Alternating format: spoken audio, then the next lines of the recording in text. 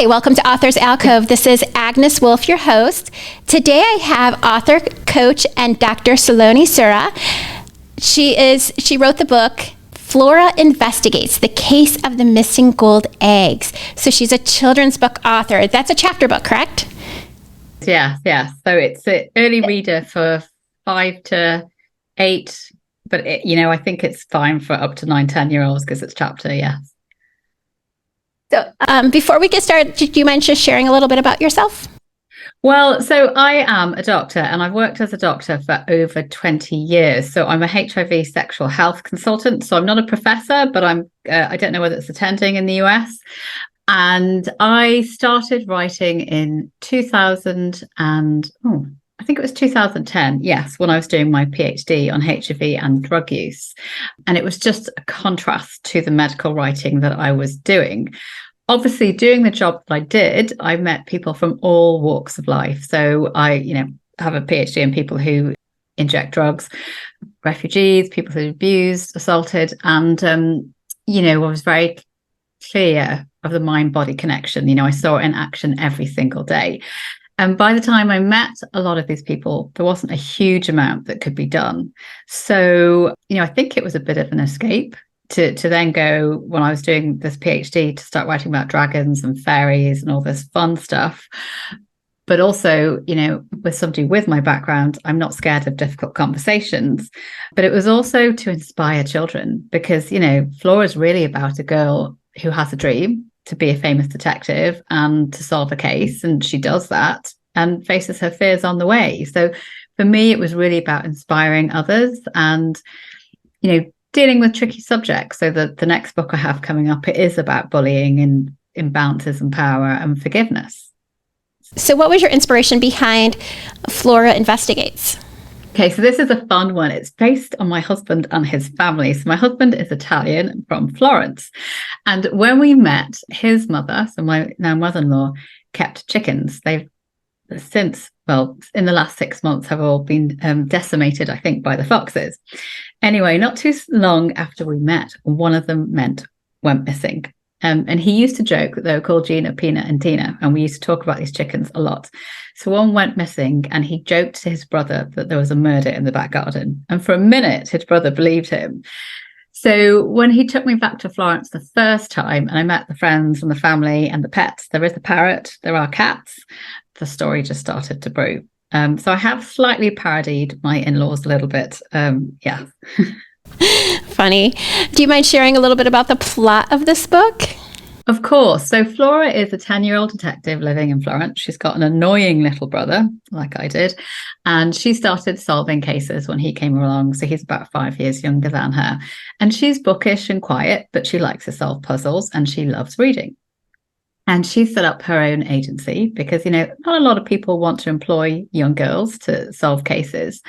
And she's out handing out flyers and she sees some incredible stuff. And she stumbles or finds this case of a woman who's lost a chicken, but then she finds out that it's a magical chicken. So it lays golden eggs.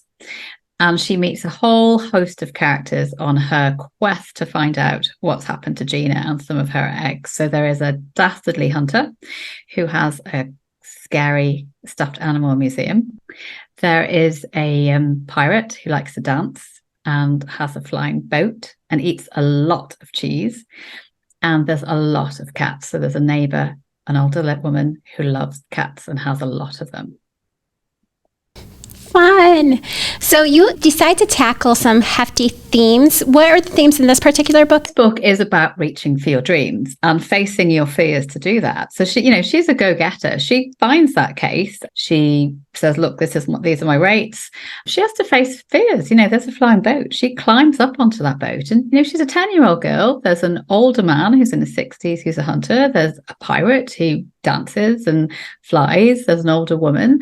So she's up there. She gets in there, she climbs on the boat, she battles cats and parrots who talk and lots of mice to find out what's happened to Gina and some of her eggs. She doesn't give up. She just keeps on going. And for me, that was really, obviously it's a lot of fun and I've come up with these crazy characters, but it's, inspiring children to reach for your dreams. You can do anything, and, you know, keep on going. Even if people are telling you no, if that's really what you want to do and in your heart, then keep on going. As long as you, I think, keep on going and do it with a full heart, then at least you look back with no regrets. And, you know, I did it and I gave it a go. And your next one has even a heftier theme than fear. It's bullying. What is the title of that? And you said it's probably coming out in February? Yes, so it's The Last Fairy Guardian. I'm planning for February, just with some logistics. And yes, that's a heftier book. So that's the 8 to 12-year-olds, that's the middle grade. And it is about a forbidden friendship between a human and a flower fairy at a time when the fairy forest is at risk. So wings are at stake.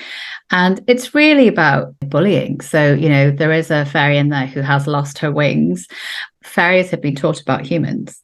And, you know, as a human, well, they don't exist. So overcoming that and forging a friendship despite all those challenges, and, you know, wondering, can they save their home with all the risks that they have?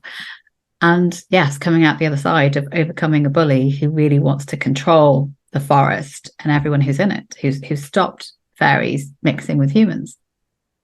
Are these going to be a series? They are. I started the sequel to Flora a couple of years ago, so I have the story. And the fairies, yes, because it was actually 2 books in one. So I had to take out a whole heap of characters and a plot line from there. So that will be in the second fairy book, yes. Do you know what themes you're thinking about for those particular books? Of course. So with the fairies, it will be basically them losing their home and being refugees, you know, or fairies somewhere losing their home and being refugees, and all of that that comes along with that. And the fear and the terror and the things that are being done to the kind of natural kingdom and, you know, magical beings. So I love magical beings, you know, being out in nature. So that's that one. With Flora, it's clear. So that's one I need to sit down and plot out a little bit more. So I have a rough outline of it, but it's probably going to deal slightly with, you know, processing emotions. But yeah, it's not fully clear. So how do you, as a children's author, deal with hefty themes like bullying and fear? How do you feel that you take those big concepts and help children understand them? I've pretty much heard everything in my job. That you could tell me, you know, I've been into prisons, I've looked after people who sell sex, I've looked after people from all over. So there's not a lot that shocks me. I've had people tell me about, I'll leave it there. But yeah, there's not a lot that shocks me. Let's put it that way. I've heard about kneecapping and all of this stuff. So having tricky conversations and talking about tricky stuff is something that I'm fairly used to. I also have a very funky imagination, as you can see with the books that I've written.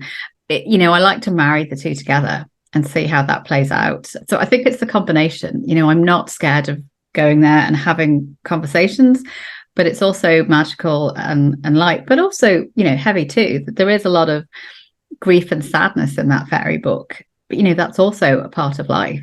And, you know, at the end, there's also, you know, that reclaiming of the power and forgiveness, which is such a powerful and important tool that, you know, we often don't deal with. And certainly as with children, trying to convey that. I mean, I think there's no better medium than books and with magic and all of that stuff. How is the language different when you're writing for a children's book than if you were to write for an older age? So I do have some older stuff. So I have some medical stuff that I need to pick up. I you know, I've been writing for 13 years, so I've done courses and writing classes and, you know, conferences. So they're all sitting there. I just write from the heart, to be honest with you. I mean, I have a YA one about mermaids washing up dead, half transformed. Now, that is a lot darker, obviously, because people are washing up dead. So probably, I suppose, the language. The fairies is a dual point of view. So I've got another one. I've got a book on stalking. That's also due, but it's obviously, you know, the themes are still heavy in the fairies, but I suppose the language and the feelings and all of that is much darker. And the medical stuff is kind of funny and dark. So I don't know. There was a program on TV here. I don't watch a lot of TV, by Adam Kay, who's an obstetrician, called This Is Gonna Hurt. And I read that and laughed a lot and thought, gosh, you know, I've got so many stories like this that I could put in. Obviously, you'd need to amend things. But I had written something a couple of years ago at a night shift. But what what I did with that was amalgamate quite a few stories from different eras of my medical writing. That wasn't quite as funny. It dealt more with the working nights and the impact on the body, and then just that, the 5 o'clock in the morning when your own adrenals haven't kicked in and you're sitting there going, oh, I want to be sick. I've still got 3 hours to go. And, coming to work and going home from work is just in the same day is just strange. So how do you create relatable characters for children that can really connect with? Really good question. So in both of these books, so my fairies have been along for a lot longer. That's about 10 years. Flora is much shorter. I think it's probably empathy. So I think doing the job that I did for so long, I'm a certain kind of characteristic or personality type. And, in that area of medicine, people come from all over, people speak different languages. You have to be really cognizant of the fact that for a lot of people, their medical issues aren't their main priority. And if you lecture them or tell them off, they're just not going to come back. So that always surprises me, especially as I access healthcare more myself. Now I've got children of healthcare professionals communicate, to all of us, but especially to me sometimes with the background that I have. So I think I'm someone who's always had quite a lot of emotional intelligence and has been quite cognizant of what, of connecting with people's feelings and emotions, which can be a good thing and a bad thing. Certainly in the area of medicine, in the sexual health point of view, there's a lot of relational dynamics and stuff that's inferred without even speaking. Like you can have somebody walk in the room and I'll be like, right, this person's been sexually abused or sexually assaulted. And you can just tell that with people coming in. So I think it can be a wonderful thing, but it can also be quite challenging because it could be draining at the end of the day. So I think that helps me a lot with writing, because my books are, certainly the fairies are full of a lot of emotions, and you've got that dual point of view. And I think that comes across well, feedback I've been getting again lately with that one as I've just wrapped it up. You mentioned you had children. How old are they? So I have a 18-month-old and a almost 4-year-old. Yeah. So just under 2 and just under 4. My next question was going to be, have you read them this story? But probably not. Too small. I need to clear some of my older work, because I have one for my older. I've got a boy, the eldest, and there's a farting elf out there who's got a farting competition to join against monsters and ogres. So everyone loves when I talk about that one. I have been coming up with names for signature farts and smells and things you can eat to make the farts as stinky as possible. So I'm really looking forward to writing some stuff for them. I'm really looking forward to writing that for him and seeing what comes up for my girl as well. It's wonderful, isn't it, to write books and create characters for them. I did have a little bluebell fairy come through earlier this year. So we spent a lot of time this spring with the bluebells, and a little male naughty fairy come through. So he probably wants a story as well. So, yes. Are there any specific books or authors that have really inspired your work? I mean, I think I love Harry Potter, and I was older when that came out, but it's so magical. And for me, I think it is about escaping that mundaneness of everyday life, because for a lot of the last while it's quite tough, and some of the stuff that I dealt with when I was working full time was intense and dark and challenging, and so it was nice to go and escape. So for me, I love daydreaming. But Harry Potter is also a book about death. It's about a boy who loses both his parents and grows up really alone, and that that's the crux of it. So I love the magical books. I haven't read so much lately, but Cogheart, I can't remember the author, Peter Bunsell, that's a really nice one that I liked. I haven't read any fairy ones lately that I've loved. I mean, I haven't read so much lately because I've been busy writing these two. Monster Donuts was another fun one that I read recently. But yeah, those are top of my head right now, the kids side anyway. I love Artemis Fowl, and when you were talking about the creature that farts, that kind of reminds me of Mulch Duggar, I think. I cannot remember his name, but I know the first name is Mulch, and Artemis Fowl. That is like one of my favorite books that I have read, and that kind of reminded me of the connection there. I did live in Ireland for years, so I met him briefly at a conference that I was helping out on years ago. But I read the first of his books. They're wonderful. Absolutely, yeah. Okay, since we both are fantasy geeks, what is your favorite mythical character? Okay, what is coming to mind is Harry Potter's up, because I think probably because we've been talking about it, but Hagrid, I think he's just a great character with a big heart. He's this big giant, but he's just got such a big heart, and really kind and nurturing as well.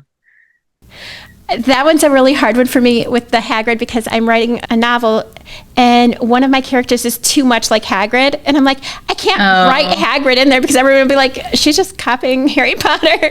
But like, it's so hard because it's such a lovable character and I wanted my character to be lovable too. But yeah, I love Hagrid. So anyway, I really appreciate you being on. Can you say that the titles of your books and when you think the second one is coming out? Of course. So what I have out at the moment is Flora Investigates the Case of the Missing Gold Eggs.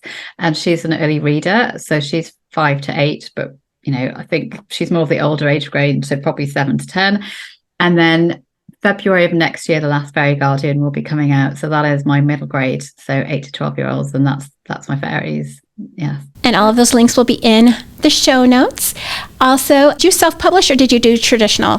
I self-published. So I've been around for a long time and I've, like I say, done all the courses, conferences, had good feedback from agents. But where my life was at this point, I've had a tricky couple of years with the kids.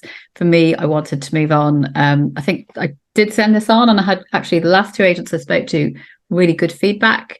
But last time I was just told that celebrities were being, basically to the effect of celebrities. And I thought, you know what, I'm just going to get some control back and get out there. I did debate about my fairies and I might still send it out again. But for me, I think it's about moving on. I've had 2 kids in close succession. I've had a bit of a tricky work situation and I just wanted to regain some power and, not wait 2 years once you get accepted by a publishing house, essentially. What was your experience with the process of self-publishing? Was generally favorable. So I've done a PhD. There is no way I could edit my books, and I'm being frank with you. After the PhD, I know I can't be objective on stuff. So I went through a company called Talk and they package it up. So I got illustrations, and again, I do paint, but not in that way. So, and the editing, and packaged it up and uploaded it. So it was a good learning experience. It was good to have that support. I will be doing my fairies with them too. For me, a lot of the reasons for wanting an agent was that development. I'm very auditory. I like to talk over things and getting the feedback. I do still go to a writing group here. I go less frequently. So I always hook up with one wherever I am. But with a bigger book, it's people are busy, so trying to expect people to read a whole book sometimes, you think you just have to pay for it. So I need that editing and copy. So generally good. I learned a lot. I'm much wiser this time. I haven't gone the other route. I know even when you traditionally publish, there's a lot of marketing and social media anyway that needs to be done. So I'm certainly open to going down the traditional route in the future. But just where my life was right now, it was the right thing for me to do. I ask every person this question. What advice would you give to a not yet published author? Keep going, but so I do read alouds on my social media as well. So I read other people's books because I love reading. And for me, I've looked after a lot of adults who are illiterate. And when you're doing a lot of quality of life questionnaires, I got very quick at doing that. But it made me also very sad that there's a lot of children out there I would have looked after too, who are in environments where they don't have access to books or that kind of thing. So I do read alouds on social media. It's mostly been self-published. So I think the editing, I think it's important to get somebody else to have a look at it and consider paying for an editor if you're going down that route. Because, also when it's your work and you've gone over it so many times and you've written it so many times and the plot, and then you've taken something out and you've forgotten, it can be tricky to drop. For me, it's been a process. So like I say, I started in 2010. I've done tons of courses, conferences, paid for a lot of editorial reports on quite a few of my books over the years.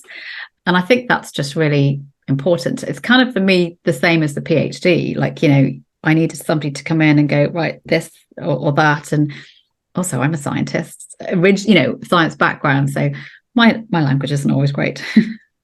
Thank you so much. I really appreciate all that you shared with us. I think that I'm going to be buying that Flora Investigates for my daughter and reading it to her tonight pretty soon. I think she'll love it. She loves mythical creatures just like me. She's just like her mom. So anyway, thank you again. That's so kind.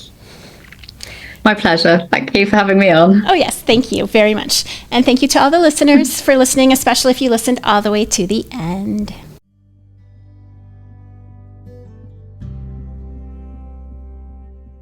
This is Author's Alcove, where writers learn from writers. Readers get the inside scoop, and everyone learns something.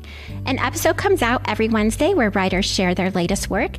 Every other Tuesday, where us writers get taught by such experts as editors, book cover artists, and marketing execs, and beyond. So grab a cup of coffee, and let's dive into our next book.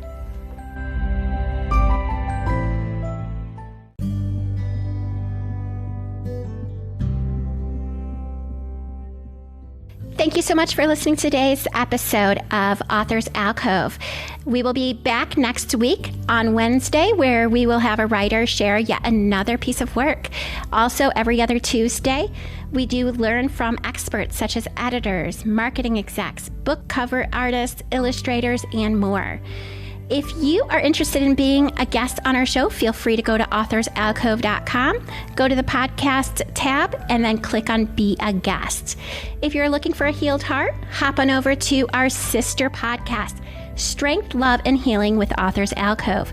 You can find that on Spotify and the Apple Podcast. Thank you so much for listening today. Have a great day.